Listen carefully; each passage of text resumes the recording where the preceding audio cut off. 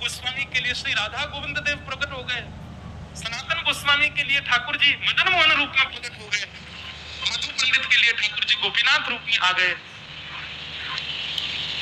और हमारे स्वामी श्री हरिदास जी के लिए ठाकुर जी श्री बांके बिहारी लाल के रूप में प्रकट हो गए। क्या आपको ऐसा नहीं लगता कि इन भक्तों को वैकुंठ के मुक्ति प्राप्त करने वाले मुक्त वैष्णवों से ज्यादा सुख यही पृथ्वी पर ही मिल गया? किसके बदौलत, किसके खातिर? केवल और केवल मुक्ति।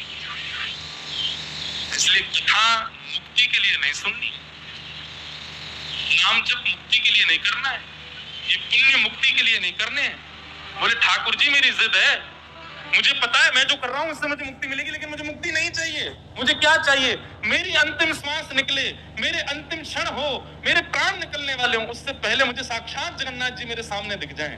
इसके लिए मैं कथा सुन रहा हूं, इसके लिए जप कर रहा हूं, इसी के लिए सेवा कर रहा हूं।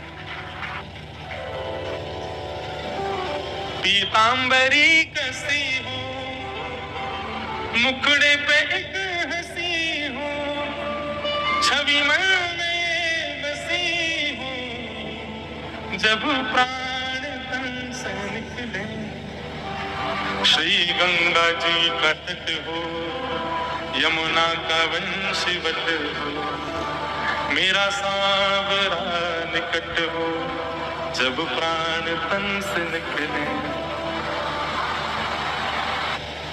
बस हम इसी के लिए पुण्य कर रहे हैं कि नाथ आप कृपा करके पधारो बस। और परीक्षित, ये 7 दिन तुम मुक्ति के लिए मत मांगो, इन 7 दिनों में तो ऐसी भक्ति करो कि 7 दिन बाद तक्षक सर्प डसेगा, तुमको मुक्ति मिलेगी, तुमको भगवान के दर्शन होंगे। ये सोच पहले निकालो अपने अंदर से।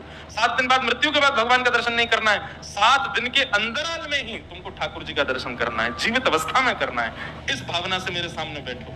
तब परीक्षित की मन बुद्धि शुद्ध हो गए, हाथ जोड़ दे, नहीं भगवान अब मुझे मुक्ति नहीं चाहिए, अब मुझे चिंता ही नहीं है मुक्ति की, अब तो केवल आप ऐसा कर दीजिए, मेरे 7 दिन की श्वास बची है, ये अंतिम श्वास जब निकले उससे पहले मुझे कोई ना दिखे, मेरे ठाकुर जी मुझको दिख जाए, ऐसी कृपा करो। तब सुखदेव जी कहते हैं ये तो केवल भक्ति से होगा, और भक्ति तुम्हारे चित्त में प्रकट हो ये केवल भागवत जी से होगा। मैं तुमको भागवत सुनाता हूं। तब यहाँ से सुखदेव जी भागवत सुनाना प्रारंभ करते हैं। बोलो भागवत महापुराण की। अब आगे बंधुओं बड़ी विस्तार से कथा है और बड़ी सुंदर कथाएं हैं, पर क्या करें, सबको हम प्रणाम मात्र कर लेते हैं। तो सृष्टि प्रसंग सुनाया गया। सृष्टि प्रसंग के बाद कपिल देवूति संवाद। कपिल देवूति संवाद में भगवान कपिल ने देवूति माता से अनेक प्रश्न किए, भगवान ने सबके उत्तर दिए। तत्पश्चात ध्रुव चरित्र सुनाया गया।